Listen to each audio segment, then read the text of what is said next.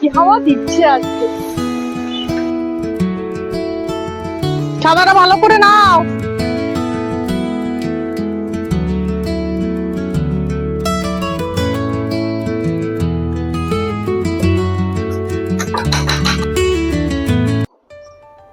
গোটা রাত বৃষ্টির পরে সকালবেলায় একটু বৃষ্টিটা ধরেছে।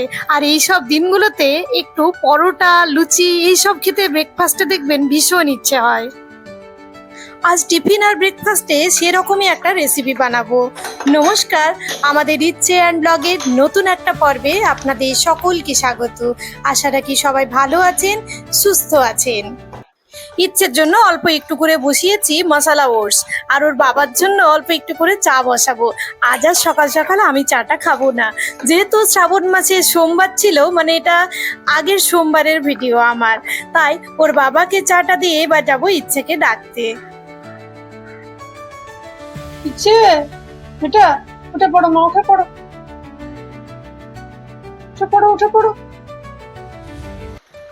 তবে আমি যতই বলি উঠে পড়ো, জানি 5 থেকে 10 মিনিটের আগে ও কিছুতেই বেড থেকে নামবে না। মাঝে আবার গিয়ে পরে একবার ডেকে আসতে হবে, হাম্পু দিতে হবে, তারপর ওর মাথায় হাত বুলিয়ে দিতে হবে, তবে উনি নামবেন বেড থেকে। তবে আমার খাবারটা যেহেতু রেডি হয়ে গেছিলো, সেটাকেই দিয়ে দিলাম। আর এদিকে কালকে রাত্রের মাখা আটা ছিল, সেই আটাটাই অল্প বের করে বাকিটা ফ্রিজে রেখে এই দিয়েই আজকের রেসিপি বানাচ্ছি। আজকে যে পরোটাটা, সেটা খেতে জাস্ট অসাধারণ লাগে। সাথে খাওয়ার জন্য অল্প একটু করে রায়তা বানাবো। তার আগে পরোটাটার মধ্যে অল্প একটু সাদা তেল দিয়ে দিলাম, যেহেতু কালকে তো এইসব কিছু দেওয়া হয়নি, নর্মাল রুটির আটা, সেটার মধ্যে তেল দিয়ে আর এটাকে ভালো করে মথে অল্পক্ষণের জন্য ঢেকে রেখে ইচ্ছেকে যাব আরও একবার ডাকার জন্য। বারবার করে তাড়া দিয়ে তবে কোনো রকমের স্কুল পাঠানো হয় এই বর্ষা আর শীতের দিনগুলোতে। আটাটা যতক্ষণে সেট হচ্ছে ততক্ষণে অল্প একটু করে রায়তা বানাবো। তবে এর মধ্যে আজকে আমি কোনো রকম ভেজিটেবল বা ফ্রুট কিছু দেব না। দিয়ে দিলাম অল্প একটু করে গোলমরিচের গুঁড়ো, অল্প বিট লবণ আর অল্প চিনি, ব্যাস এই দিয়ে ভালো করে মিশিয়ে এটাই দেবো খাওয়ার জন্য সাথে পরোটার। চলুন, দিয়ে খাওয়ার তো হলো, এবার মেন উপকরণ হচ্ছে আজকে স্টাফিং এর পনির। সেই পনিরটা নিয়েছি অল্প একটু করে চাট মশলা, অল্প একটু করে গরম মশলার গুঁড়ো, অল্প একটু করে বিট লবণ আর অল্প একটু কসুরি মেথি। এই সমস্ত কিছু একসাথে মিশিয়ে আমি স্টাফিংটা রেডি করছি। যেহেতু নিরামিষ দিন ছিল, মানে সোমবার শ্রাবণ মাসের নিরামিষই খাচ্ছি, তাই এটার মধ্যে পেঁয়াজ রসুন দিচ্ছি না। আপনারা চাইলে কিন্তু দিতে পারেন। তারপর আর কি, রুটির আটাটা যেটাকে রেডি করলাম একটু আগে, সেটার থেকে কতগুলো লেচি কেটে নিলাম, আর ওদিকে তাওয়াটাকেও বসিয়ে দিলাম গরম হওয়ার জন্য। তারপর এইবার এই যে স্টাফিংটা রেডি করেছি, সেই স্টাফিংটা ভরতে হবে এর মধ্যে। ভালো করে এটার মধ্যে বাটি বানিয়ে একেবারে পুরো এটার মধ্যে চিপে চিপে আমি পুরোটা দেব। এই স্টাফিংটা যেন একটুও ফাঁকা জায়গা না থাকে সেদিকে লক্ষ্য রাখবো। আমি জানি এই পরোটা একটাতেই বাচ্চার পেট ভরে যাবে, কিন্তু এত টেস্টি হবে যে আমি জানি আমার বাচ্চা লাস্টে খেতেই পাবে না।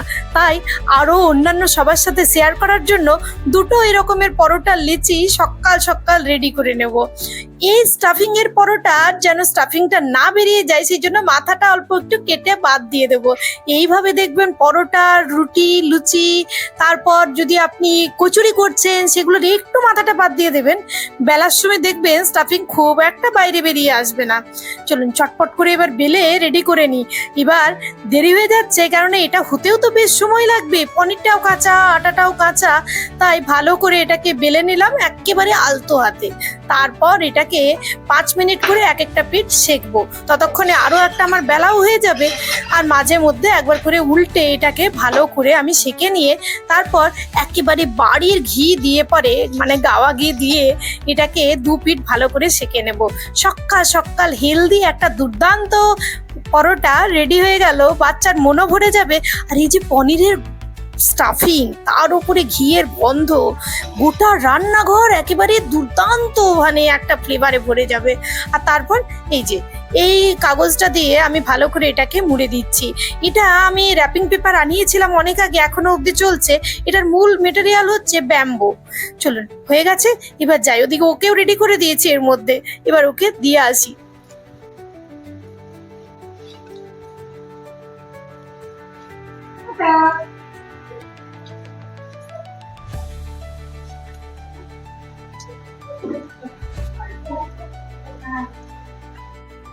এই হয়েছে এক অশান্তি। এতক্ষণ বৃষ্টি বৃষ্টি থেমে গেছিল, দেখুন আবার বাচ্চাটা বেরোলো, আবার কোথার থেকে বৃষ্টি চলে এলো। কি যে বলবো না, বিরক্তি লাগে। ছাতাটা ভালো করে নাও।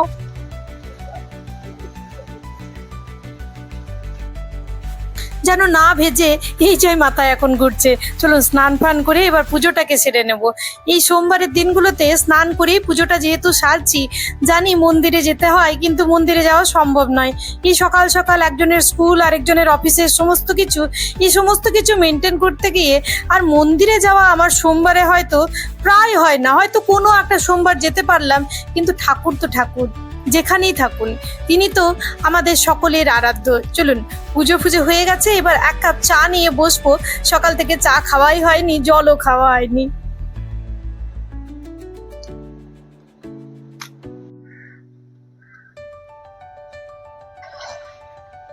মনে আছে ছোটবেলায় মায়ের সাথে শিবের মাথায় জল ঢালতে যেতাম, আমি আর মা আমাদের গ্রামের শিব মন্দিরে।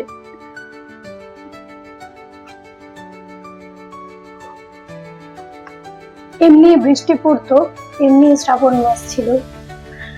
তবে আমাদের বাড়িতে আমার ঠাম্মি শিখিয়েছিল যে সোমবারে পুজো করে যে নিরামিষে খেতে হবে এরকম কোনো মানে নেই। তাই বলতে পারেন যে ওই যে নিয়মের গণ্ডি ছিল না, তাই পুজোটাকে ভালোবেসে পুজোর মতো করতে পারি। সেখানে হয়তো অত নিয়মের বাহুল্য থাকে না, মানে অচলায়তন থাকে না রবীন্দ্রনাথের ভাষায়, কিন্তু ভক্তিটা যতটা সম্ভব ততটা থাকে। শিবকে বলতে পারেন একটা বিশ্বাস করি। শিবকে যে এরকম ভাবে যে খুব বিশাল কিছু সেইভাবে নয়, শিব আমাদের সত্যের প্রতীক। তাই শিবের প্রতি একটা অন্যরকম ভালোবাসা আর কৃষ্ণের প্রতি একটা অন্যরকম ভালোবাসা ছোট থেকেই আমার আছে। এই শ্রাবণ মাসে জল ঢালতে গিয়ে পারে কোনো সময় আবার মাশরুম পেতাম জঙ্গলে, যেহেতু আমাদের শিব মন্দির, সেখান থেকে সেই মাশরুম এনে মা আবার সেই মাশরুম পেঁয়াজ আর আলু দিয়ে ভাজতো। এত দুর্দান্ত লাগতো গরম ভাতের সাথে খেতে। কখনো কখনো আবার সর্ষে দিয়েও মাশরুম করতো। জীবনে সবই থাকে, কিন্তু কিছু কিছু জিনিস অদ্ভুত ভাবে পরিবর্তন হয়ে যায়। সেই সোমবার আছে, সেই শ্রাবণ মাস আছে, কিন্তু সেই মায়ের হাতে বানানো মাশরুম এখন আর কিছুতেই পাবো না, জানি চাইলেও পাবো না। তবুও জীবন পরিবর্তনশীল, জীবন সত্য এবং সুন্দরের প্রতীক। আজ সবার বাড়িতেই পুজো হচ্ছে সকাল সকাল, আমিও পুজোটা সেরে নিলাম। এবার যাবো কিচেনে রান্না করার জন্য।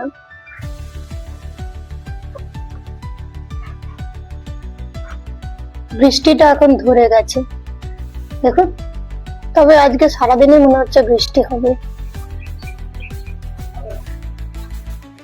চা নিয়ে বসার আগে এই ভাজাটা বসিয়েছিলাম। এটার মধ্যে সমস্ত যা যা ছিল বাড়িতে সব সবজি একেবারে দিয়ে দিয়েছি। আর দেখুন পরোটা হওয়ার পর কি অবস্থা গেছে। আর বানাবো একটা অন্যরকম রেসিপি। অন্যরকম বলতে আজকে বানাবো একটু কাঁচকলার কোফতা, একেবারে নিরামিষ ভাবে। তবে আজকে আমি যে কাঁচকলার কোফতাটা বানাবো সেটাতে আমি মুগ ডাল দিয়ে বানাবো। রাত্রে এই মুগ ডালটাকে ভিজিয়ে রেখেছিলাম, এখন সেটাকে একটু পেস্ট করবো। আর কাঁচকলাটাকে এরই মধ্যে আমি আলু আর কাঁচকলাকে সেদ্ধ করে নিয়েছি। চলুন তাহলে কাঁচকলার কোফতাটা প্রথমে আগে বানিয়ে নিই। কাঁচকলা আর আলুর মধ্যে কাঁচকলাটার খোসা ছাড়িয়ে রেখে দিয়েছি, আর এই যে ভাজাটাও আমাদের হয়ে গেল। যেহেতু আমি এই চাল ধোয়ার জলটা প্রতিদিনই গাছের মধ্যে দিই, আজ যদিও বৃষ্টি হচ্ছে, কিন্তু কোনো গাছগুলো কি হয় ঠিক করে জল পেতে চায় না, মানে জলটা যেন ঠিক করে ওদের ঘোড়ায় পায় না। তাই গাছগুলো দেখি বিকেল বেলার দিকে কিরকম যেন একটু নেতিয়ে যায়, তখন এই জলটা দেওয়া যাবে। তাই এই চাল ধোয়ার জলটা রাখছি। আর এটাতে কিন্তু আমার প্রচুর উপকার হয়। আপনারা হয়তো এর আগে আমার ভিডিওর মধ্যে দেখেছেন যে আমার বরবটি, শাক, এই সমস্ত কিছু, সিম, এর আগে আপনাদের দেখাতে পারিনি যখন আমি ব্লগ খুলিনি, তখন শশা গাছ লাগিয়েছিলাম, শশাও হয়েছে। এইগুলো হচ্ছে আমার সিক্রেট। মানে আমি চায়ের পাতা, এই চাল ধোয়া জল, মাছ ধোয়া জল, চিকেন ধোয়া জল, এই সমস্ত কিছু কিন্তু গাছে দিই। আর এই জলটাও আমি ফেলবো না, এই জলটাও কিন্তু গাছের জন্য রেখে দেব। আমাদের যেমন খাবারের দরকার হয় ওদেরও তো দরকার হয়, বলুন, শুধুই কি আর সুফল পাওয়া যাবে? এই যে অল্প আদা আর কাঁচা লঙ্কা দেবো, এটা ভালো হবে।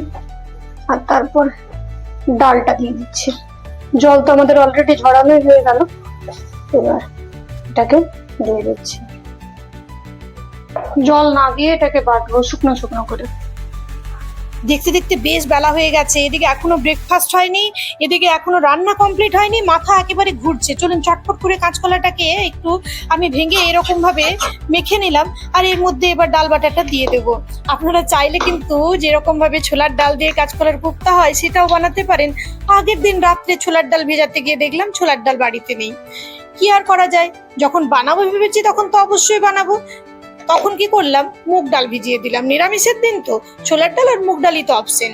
চলুন এটা দিয়েই বানাবো। অল্প একটু করে নুন আর গরম মশলার গুঁড়ো, আর দিয়ে দিলাম 2 চামচের মতো সর্ষের তেল। সর্ষের তেলটা কেন দিলাম সেটা একটু পরে বলছি, তার আগে চলুন একটা মশলা বানাবো। আদা কাঁচা লঙ্কা বাটা বড় চামচের 1 চামচ, জিরে ধনের গুঁড়ো মিলিয়ে 1 চামচ, হলুদ আর অল্প একটু করে হিং নিয়েছি। এই হিং আর এই যে আদা বাটা দুটো যদি জলে ভিজিয়ে এরকম ভাবে একটু রেখে দেওয়া হয়, এত সুন্দর একটা ফ্লেভার আসে, সেই জন্য আর কি। ভালো করে মিশিয়ে এটাকে এখন রেখে দেবো। আর ওদিকে দীপকে বললাম ততক্ষণে তুমি এটার মধ্যে এয়ার ফ্রায়ারের মধ্যে পেপারটা পাতো, তো ও দেখলাম পেতেও দিয়েছে। এই যে অয়েল ব্রাশ করে নিলাম, ওই জন্যই তখন তেলটা দিলাম। তেলটা দিলে তবে এই যে এইগুলোকে আমি রাখবো এখানে কোপ্তাগুলোকে, যখন এগুলো রেডি হয়ে যাবে আপনাদের দেখাবো রেজাল্টটা কি অসাধারণ হবে। আর একেবারে নরম তুলতুলে হয় এইভাবে বানালে পরে। আমি এখন বেশিরভাগই চেষ্টা করি এয়ার ফ্রায়ারটা আসার পরে যে কোনো তেল ছাড়া জিনিসকে বেশি বানাতে। সকালে একবার ঘি দেওয়া পরোটা খাওয়া হয়েছে, বারবার তো তেল ঘিয়ের জিনিস খাওয়া যায় না। দাঁড়ান, চলুন এটাকে এবার হতে দেবো। এই যে ব্রল মুডে এখানে দেবো, এই মুডগুলো না, এখানে এই যে ব্রল মুডটাতে দিয়ে দেবো। যদিও টাইমটা অনেকটা দেখাচ্ছে, তবে ওই 10 মিনিটেই হয়ে যাবে আর কি। এবার আমরা ব্রেকফাস্টটা সেরে নিই, তারপর চলে যাব বাকি রান্নাগুলো করার জন্য। সত্যি বলছি পরোটাটা এত সুন্দর লাগছিল, শুধু মুখেই দারুণ লাগছিল, তারপর আবার রায়তা, যা সোনায় সোহাগা। এবার সকাল সকাল আমার রান্নাঘরের লাইটটি গেছে ফিউজ হয়ে, দীপকে ধরে নিয়ে যেতে হবে কিচেনে, ওই লাইটটাকে চেঞ্জ করিয়ে নিতে হবে, নাহলে রাত্রে আবার অসুবিধা হবে। দেখি, থ্যাংক ইউ। সরষের তেল গরম করে নিয়েছি, দিয়ে দিলাম অল্প একটু করে চিনি। এটাতে রংটা খুব ভালো হয় বলে আমার এরকম ভাবে তেলের মধ্যে চিনি দিতে ভীষণ ভালো লাগে। অল্প একটু করে দিয়ে দিচ্ছি ফোড়নের জন্য তেজপাতা আর গোটা জিরে। ব্যাস, ভালো করে একটা গন্ধ আসবে, যেহেতু নিরামিষের জিনিস তাই দেখবেন ফ্লেভারটাই মূল। যে কোনো রান্নাতেই নিরামিষ হোক আর যাই হোক, ফ্লেভারটাই মূল। ফ্লেভারটা যখন অ্যাড হয়ে যাবে তখন আগের থেকে সেদ্ধ করে রাখা আলুগুলোকে কেটে নিয়েছিলাম সেইগুলো দিয়ে দিলাম তেলের মধ্যে। তারপর হালকা করে একটু ভাজবো, যাতে আলুগুলো ভাজা ভাজা হয়ে যাওয়ার পর আমি মশলাগুলো অ্যাড করতে পারি। প্রথমেই দেবো একটু টমেটোগুলো কেটে নিয়েছি, একটা বড় সাইজে সেই টমেটোটা অ্যাড করে দিলাম। তারপর টমেটোগুলো একটু ভাজবো। কেন বলুন তো, আজকাল টমেটো সেদ্ধ হতে ভীষণ সময় লাগে, তাই আমি চেষ্টা করি মাঝে মধ্যে টমেটো এরকমভাবে আগেই দিয়ে দেওয়ার। তারপর যে মশলাটা ভিজিয়ে রেখেছিলাম সেটা দিয়ে দিচ্ছি, আর তার সাথে দেবো অল্প একটু করে জল। এইবার একেবারে কম আছে এটাকে ধীরে ধীরে কষাতে থাকবো। দেখবো যেন খুব সুন্দর একটা ফ্লেভার অ্যাড হয়ে যায়, ততক্ষণ অবধি মাঝে মধ্যে নেড়ে চেড়ে কষানোতে দেখবেন ফ্লেভারটা জাস্ট অসাধারণ হচ্ছে। তবে সব আলুগুলো দিইনি, একটা আলুর অর্ধেক বাঁচিয়ে রেখেছি। আর এই যে মিক্সার ধোয়া জলটা, তারপরে যে ডালের বাটার জল, এই সমস্ত কিছুগুলো রেডি করে নেব। এইটাই আজকে আমি ওই কারিটার মধ্যে দেব, তাহলে ঝোলটাও ঘন হবে আর এই যে ডাল বাটার গুণাগুণ এটাও থেকে যাবে। দেখতে দেখতেই দেখবেন খুব সুন্দর একটা গন্ধে কিচেনটা একেবারে মম করছে। এই কাঁচকলার কোপ্তা নিরামিষ দিনে দেখবেন রান্না করলে বাড়ির সকলে খুব আনন্দ করে খায়। আর আমি যেহেতু এয়ার ফ্রায়ারেই বানালাম মূলত, তাই আর তেলটাও বেশি করে খাওয়া হলো না। নিরামিষের দিনগুলোতে কি যে রান্না হবে বাড়িতে সেটা একটা বিশাল চিন্তা থাকে। আমার মাদেরও দেখতাম নিরামিষের দিনে কি হবে, পোস্ত হবে না বড়ার ঝোল হবে, সেই নিয়ে থাকতো একটা বিশাল বড় চিন্তার ব্যাপার। তাই নিরামিষের দিনগুলোতে এরকম কিছু বানালে বাড়ির সবাই দেখবেন ভীষণ তৃপ্তি করে খাবে। চলুন ঢেকে 5 মিনিটের জন্য রেখে দেবো। ওদিকে আমার ভাতটিও হয়ে গেছিল, ভাতটাকেও গড়িয়ে নিলাম। এইবার দেখাবো আপনাদের এয়ার ফ্রায়ারে কোপ্তাগুলো কেমন হয়েছে। দেখে চিনতে পারছেন যে এগুলো এয়ার ফ্রায়ারে হয়েছে? চলুন এবার এগুলোকে দিয়ে দিচ্ছি ঝোলের মধ্যে। তারপর ফুটন্ত ঝোলের মধ্যে এটাকে ফোটাবো 5 মিনিটের জন্য কম আছে, যাতে এগুলো আরো একটু নরম হয়ে যায়। 5 মিনিট পরে অল্প একটু গরম মশলার গুঁড়ো দেবো, আর অল্প একটু করে ওই যে বাড়ির ঘি আছে সেটাকেই অল্প গরম করে এর মধ্যে দিয়ে দেবো। তাতে স্বাদটা জাস্ট অসাধারণ হবে। ঘিয়ের মধ্যে অল্প একটু করে গোটা জিরেও দিয়েছিলাম। ব্যাস, এইবার যাবো মহারানীকে আনার জন্য। চলুন ছাতা রেনকোট নিয়ে এবার নিয়ে আসি মহারানীকে। বাইরে বৃষ্টিটা একটু থেমেছে, মাঝে একবার বেশ এক পশলা বৃষ্টি হলো। আজকে কাঁদার জন্যই যেন বসে আছে, দেখুন কি অবস্থা দেখুন। সিঁড়ি দিয়ে নামতে নামতে একটাই প্রার্থনা থাকে, ভগবান এখন বৃষ্টি দিলেও বাচ্চাটা যখন ফিরবে তখন অন্তত বৃষ্টিটা দিও না। বড্ড কষ্ট হয় এই ব্যাগ, বাচ্চা, তার সাথে নিজেকেও নিয়ে আসা, আর তার সাথে আজকে এত বাইরে হাওয়া দিচ্ছে, দেখুন একবার অবস্থা।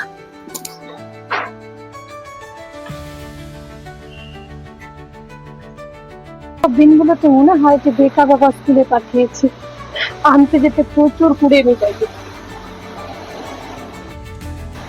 কিন্তু যেতে তো হবে। চলুন তাড়াতাড়ি করে নিয়ে আসি, তারপর আপনাদের সাথে হয়তো আবার দেখা হবে। কি হাওয়া দিচ্ছে আজকে! হাওয়াতে মনে হচ্ছে আমি হাঁটছি না, একবার এত জোরে হাওয়া দিচ্ছে মনে হচ্ছে আমি উড়ে যাচ্ছি, আর একবার একেবারে শান্ত, দেখুন অবস্থা। চলুন পৌঁছে গেছি, এই যে ওকে স্কুল থেকে নিয়েও নিয়েছি, এবার বাড়ি যাব। রাজ্যের বিড়ালের সাথে গল্প আলোচনা সমস্ত কমপ্লিট হয়েছে, এবার খাবার খেতে দিয়ে দিই। চলুন তাহলে আজকের ব্লগটা এখানেই শেষ করছি। সবাই ভালো থাকবেন, সুস্থ থাকবেন, দেখা হবে খুব তাড়াতাড়ি। ধন্যবাদ।